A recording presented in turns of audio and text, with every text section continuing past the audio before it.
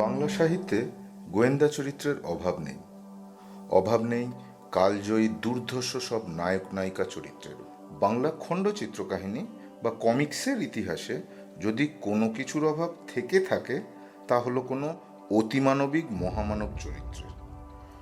গত প্রায় আধ শতক ধরে যে মানুষটি বাঙালির এই অভাবটিকে পরিপূর্ণরূপে পূরণ করে এসেছেন তার নাম চলমান অশরীরী বেতাল।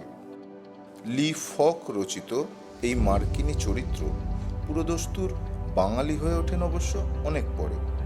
দশকের পর দশক ধরে বাংলায় প্রকাশিত এই মহামানবের কাহিনী সনাতন গপ্পপ্রিয় বাঙালির এতটাই প্রিয় যে দিনে দিনে কাল্পনিক এই মানুষটিও আজ হয়ে উঠেছেন আমাদেরই একজন। একসময় বাঙালির কাছে চরিত্রটি এতটাই আপন হয়ে ওঠে যে অনেক বাবা মাই তাদের পুত্র সন্তানের নাম এই চরিত্রটির নামে রাখতে আরম্ভ করেন। বস্তুত খবরের কাগজের মাধ্যমে বেতালের গল্পে নিয়মিত মজে থাকা প্রচুর বাঙালি আজও বেতালকে আমার আপনার মতো বঙ্গভাষী বলে মনে করে। 1936 সালে প্রকাশিত বেতালের প্রথম খণ্ডে উল্লেখ পাওয়া যায় যে বেতালের কর্মভূমি আর কোথাও নয়, এই বাংলারই উপকূলবর্তী অরণ্যাঞ্চল। তাই বাঙালির একান্ত আপনেই অতিমানবটির উত্থানগাথা আজ উপস্থাপিত হল বাংলার আঙ্গিকে।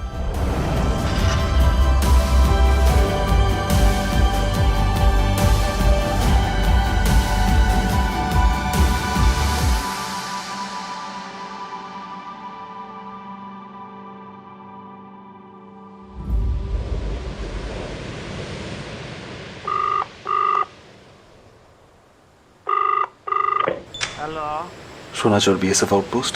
हाँ जी।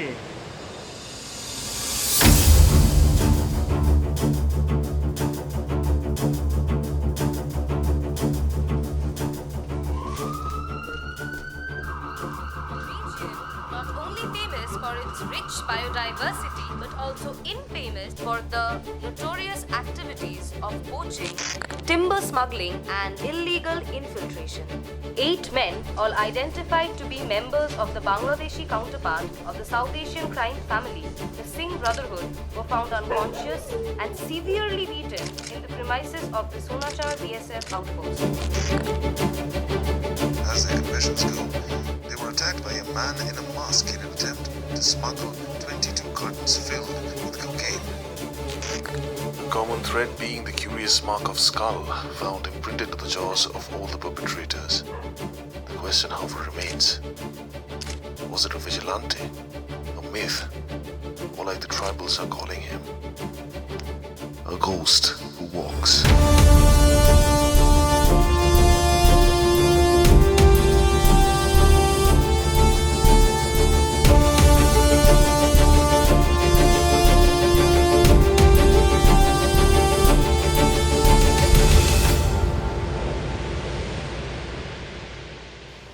মানুষ কাকে দেবতা বলে মানে? কার বর্ষায় রাতে নিশ্চিত হয়ে ঘুমোতে যায়? যার হাতে সুখ, দুঃখ, বিপদ, বিষাদ, জীবন মরণ, নাকি জীবনের সঙ্গ প্রায় ছেড়ে যাওয়া?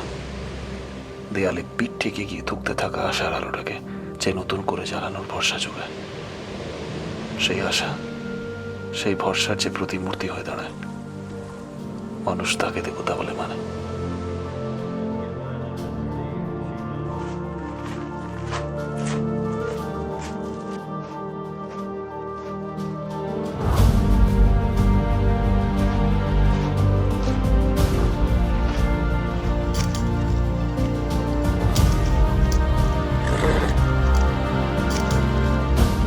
Request you all to settle down as we go into the second race of Galaxy Kolkata Derby here in the city of Troy.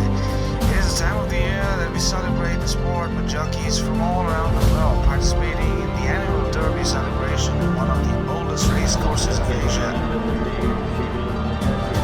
Horses are being lined up as the crowd hold their breath in expectation of a great sport.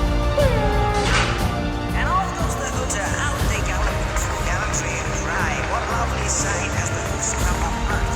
The racetrack is as one of the oldest in Asia, perhaps the oldest in India. It's an element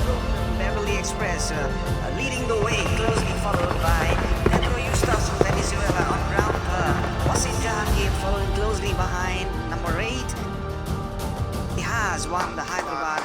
Derby, as we all know. And okay, that's the Stanley's pulling up closely behind. Number 9, that's Sundar Prasad Park from here in Kolkata on Dr. Devil. Okay, that's still leading the way, but Beverly Express followed by Bedouins now. Ramakant Chumbe closely behind Standish. Can he not? Okay, Standish is far behind. He's in the second spot now. Can he defeat Coleman? Has he? Yes, he has finished first. Standish has won this contest.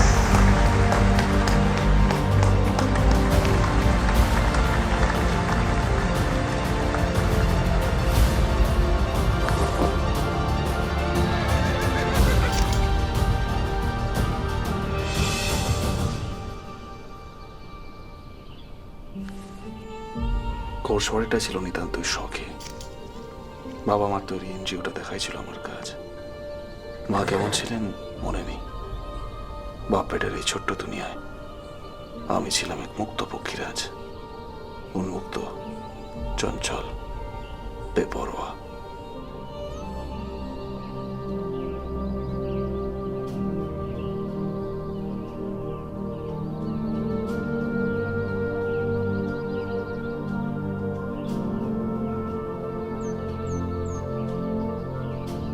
কিন্তু সেই পক্ষীরাজের ডানা একদিন কাটল, জন্মের মতো শেষ করে দিল তার মুক্ত উড়ান।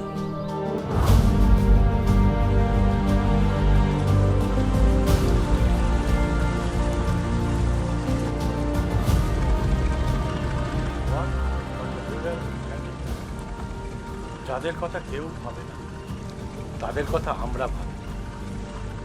আর এই জায়গাগুলো এতটাই দুর্গম, সরকারি মদত কিছুই ঠিকভাবে পৌঁছায় না।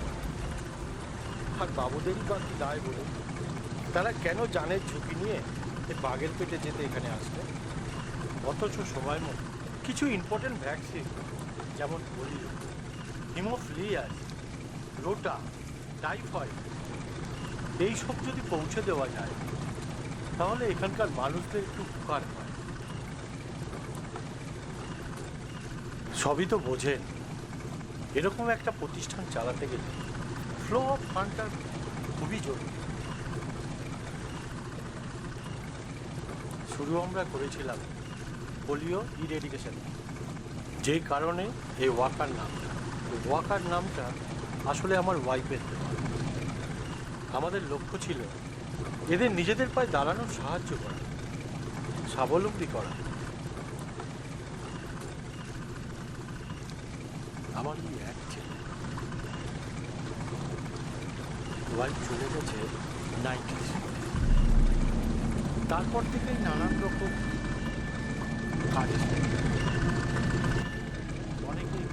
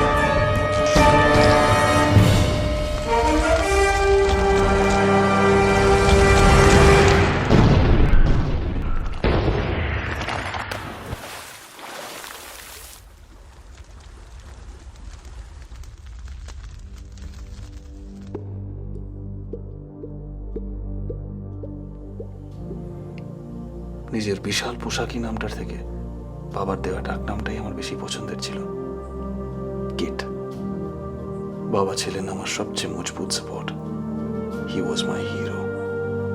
তাই বোধহয় জীবনের শেষ মুহূর্তে আমার প্রাণ বাঁচিয়ে নিজের সবটুকু হিরোইজম উত্তরাধিকার সূত্রে উনি আমার মধ্যে দিয়ে গেলেন, জীবনের পথে আগামী একাকিত্বের ঢাল হিসেবে।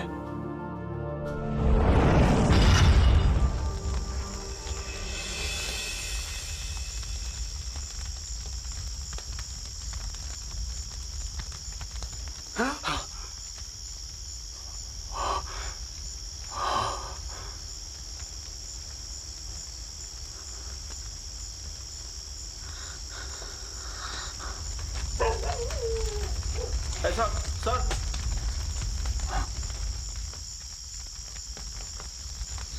ভয় পাইও না, ইহানে তোমারে বাগে লিবে না। আমি কোথায়? এটা আমার বাড়ি।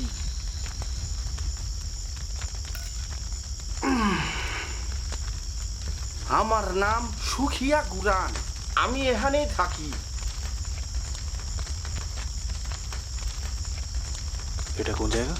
এটা বন্দার গ্রাম, বাংলার দক্ষিণের জঙ্গলের শেষ ভাগ।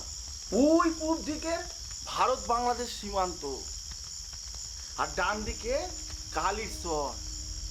তুমি তুমি কই যাইবা?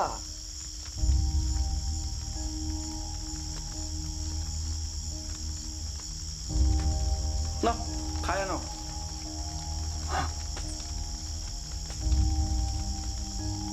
4 দিন পর জ্ঞান ফিরল তোমার। অনেক রক্তপাত হয়েছে, না খাইলে বাঁচানো যাইব না। ঈশ্বর সবাইরে তোমার মতো সুযোগ দেয় না।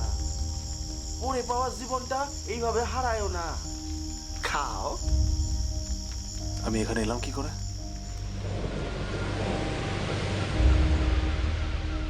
পরশুর আগের দিন শিবার হিরু বালির ওপর তোমারে বইরা থাকতে দেখা তোমারে আমার এখানে নিয়ে আসে। ওরা ভেবেছিল তোমারে বোধহয় কুমিরে টুমিরে জখম করছে।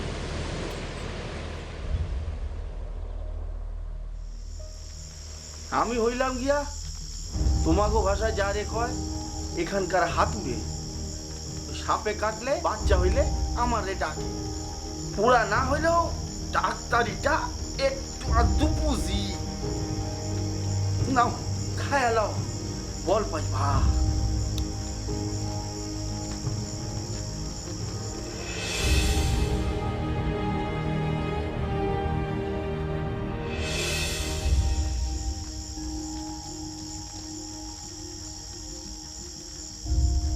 কাঁদছো কেন? আমার নাম জানি ক্রিস্টোফার। তোমার মানি ব্যাগটা ভিজা গেছিল, শুকায় রাখছি, ভোটার কার্ডে দেখছি। কিন্তু বাবা তোমার পদবিটা তো বুঝলাম না। আমাকে যেখানে পেয়েছিলাম একবার নিয়ে যাবেন?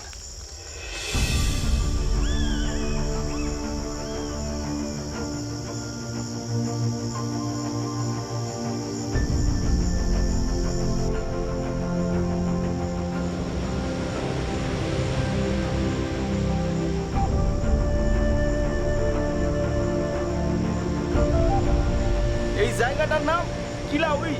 এখানকার আদিবাসীরা বিশ্বাস করে এখানে অর্ধেক বালি অর্ধেক সোনা। অরণ্যের প্রাচীন প্রবাদ, ভালোবাসা ছাড়া কিলাউইতে আইলে জীবন্ত সমাধি ঘটে।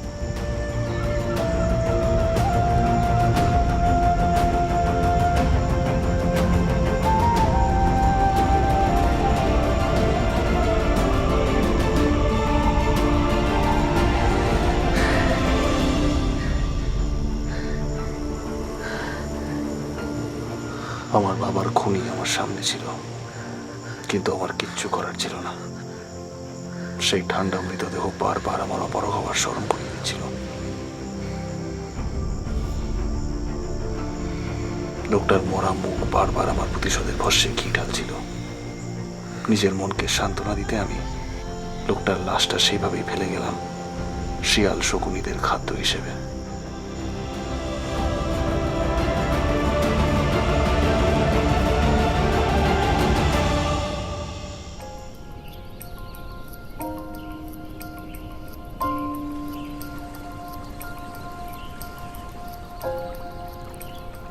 শক্ত মাটি থেকে উপড়ে ফেলা গাছকে কখনো একই জায়গায় দ্বিতীয়বার রোপণ করা সম্ভব নয়। শহরে ফেরার কারণ বা তাগিদ কোনোটাই আমার আর ছিল না।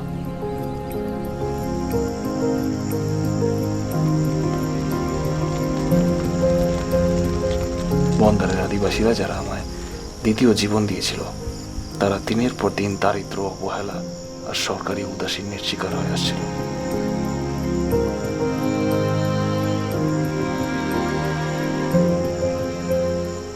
আমি মনস্থির করে ফেলেছিলাম যে শহরে না ফিরে ওদের মধ্যে থেকে আমার শিক্ষা আর সামর্থ্য কাজে লাগাবো ওদের উন্নতির স্বার্থে।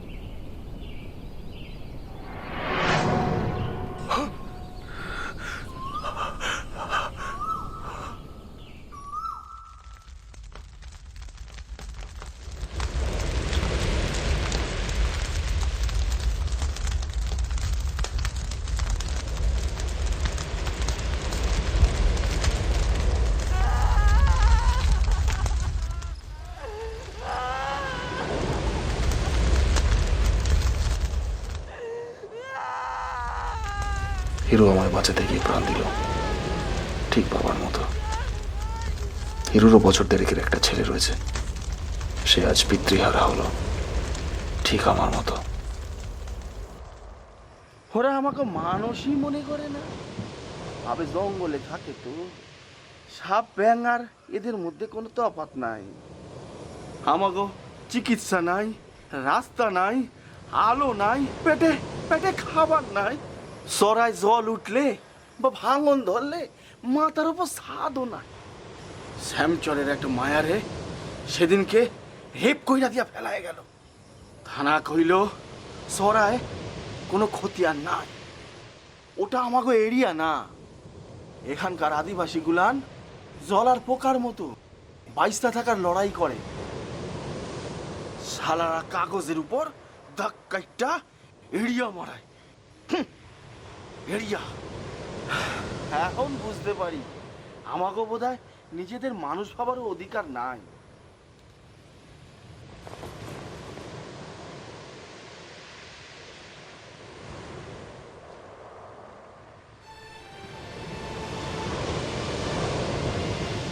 যেই কারণে আমি সব ছেড়ে এই আদিবাসীদের পাশে রয়েছি। নিপীড়িত, অবহেলিত, পশুর মতো বেঁচে থাকা মানুষগুলোর পাশে থাকার আমার লড়াই কোনোদিন সফল হবে না যদি আমি একজন সাধারণ মানুষ হয়ে লড়ি। আমার পরিচয়, আমার অস্তিত্ব আমায় দুর্বল বানিয়ে আমার লক্ষ্যের পথে সবচেয়ে বড় বাধা হিসেবে দাঁড়াবে।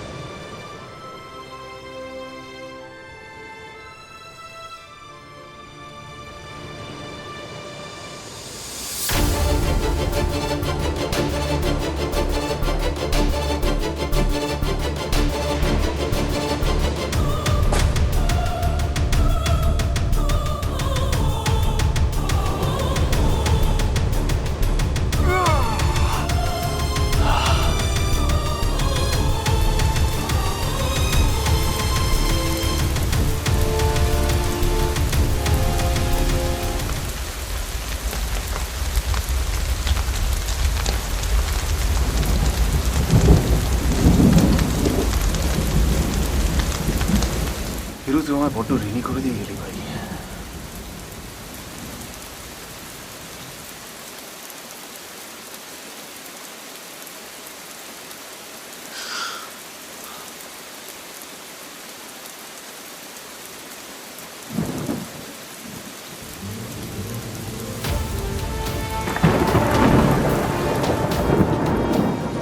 আমার সাথে যা হয়েছে তার কোনো দিন কারোর সাথে হবে না। আমি শপথ দিচ্ছি, পাপ, লোভ আর অত্যাচার ধ্বংস করাই আমার জীবনের একমাত্র লক্ষ্য হবে। আমার পরবর্তী প্রত্যেক প্রজন্ম আমারই পথ অনুসরণ করবে।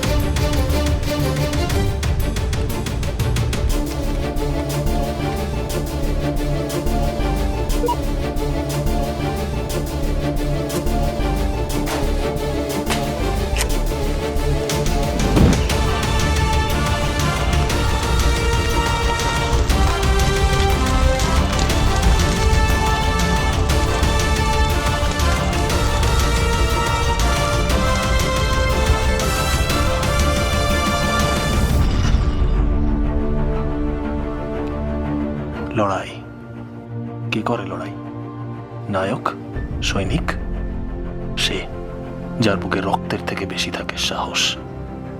সাহস দিয়ে গেছেন বাবা। আর অস্ত্র, কারণ অস্ত্রের সামনে হিরুর সাহস হার না মানলেও শরীর মেনেছিল।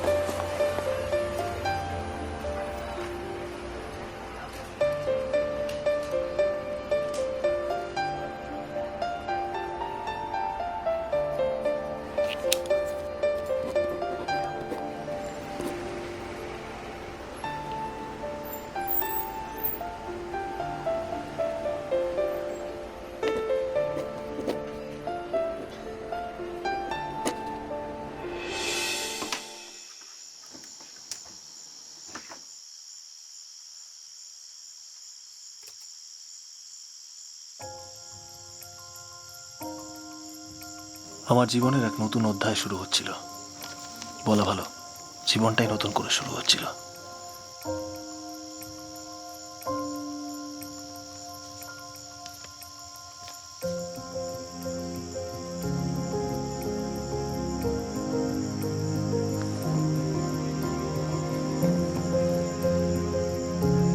ক্রিস্টোফার স্ট্যান্ডিশ আর তার বংশধরেরা বাঁচবে কিট ওয়াকার হয়ে, আর তার সাক্ষী থাকবে এই নিশান, যা হবে আশার প্রতীক, বন্ধুত্বের প্রতীক, সুরক্ষার প্রতীক।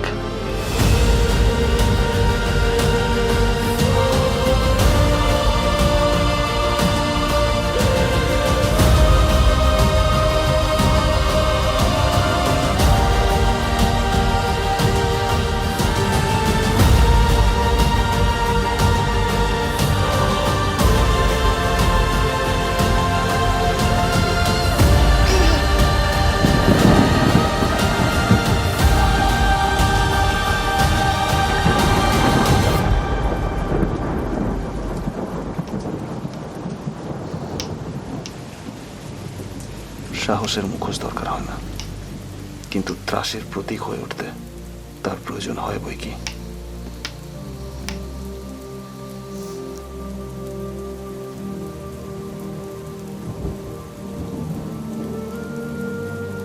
ন্যায়ের প্রতিমূর্তি যত ভয়ার্ত হবে, অন্যায়ের মুখে তার আঘাত তত গভীর হবে।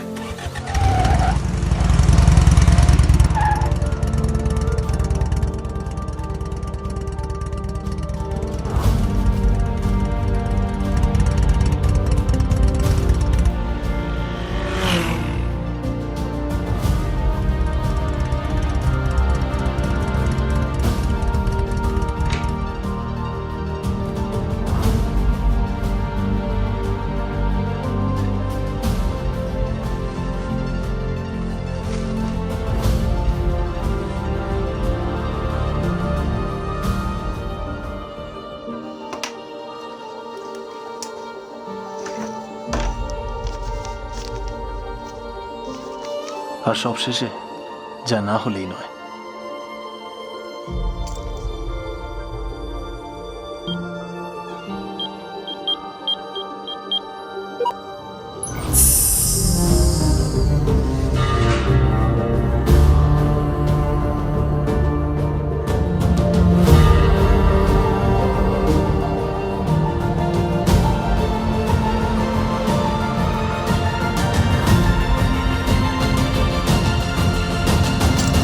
এটা তুই রাখ।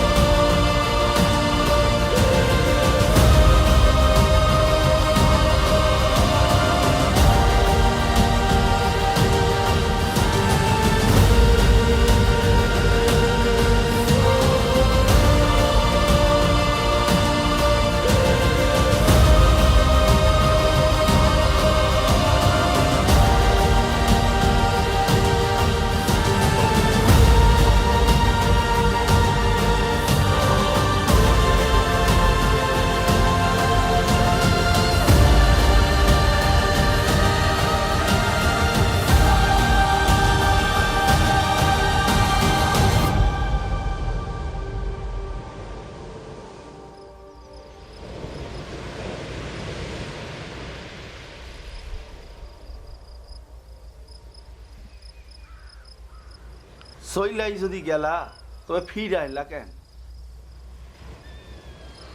তোমার নাক ডাকাটা মিস করছিলাম।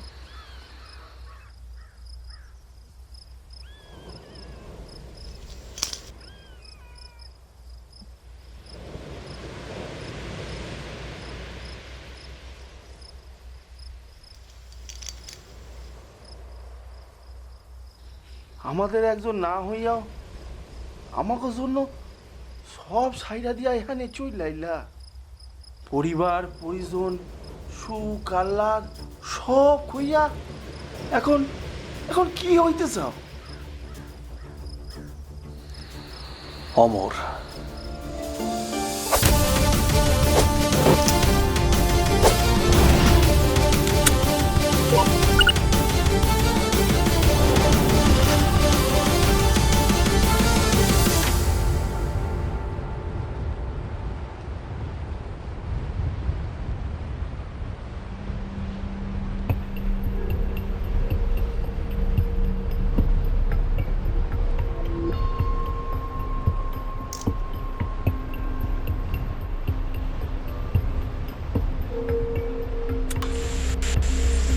নাও তাড়াতাড়ি জলদি। যাচ্ছে যাচ্ছে যাচ্ছে।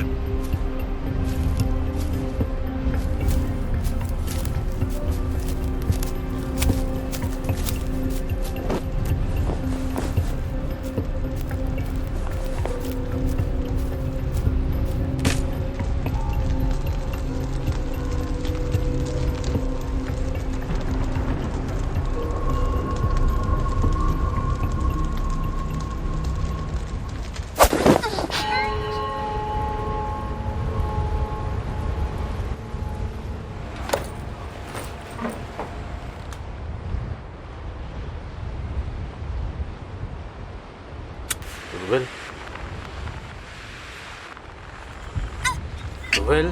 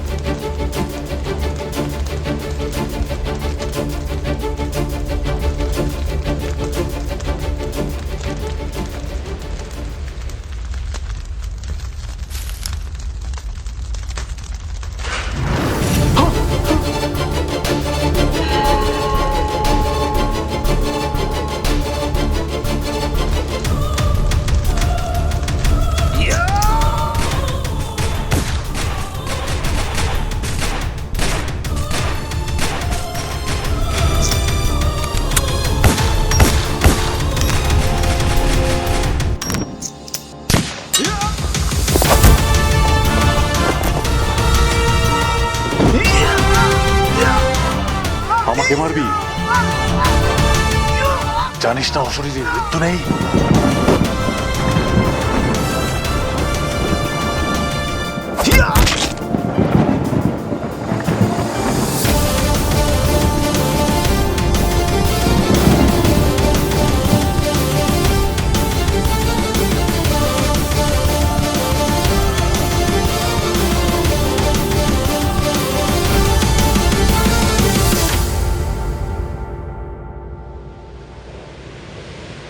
দুর্বলের সাহস, অভাগার বন্ধু, অসহায়ের সহায়, নিঃসঙ্গের প্রহরী, আর দুঃখী মুখের হাসি। মানুষ কাকে দেবতা বলে মানে? তাকে, যার মধ্যে এই সমস্ত কিছু একসাথে খুঁজে পায়। একদিন বহু বছর পর যেদিন আমি আর থাকবো না, সেদিন তুমি হবে আমার শপথের সেনাপতি, আমার উত্তরসূরি হয়ে এই বিশাল অরণ্যের রক্ষাকর্তা। সবার আশা, সবার ভরসা, দুর্যোগের রাতে সবার চোখের শান্তির ঘুম। এই অরণ্যে বাস করা প্রত্যেকের মনের দেবতা, সবার আপন অরণ্য দেব।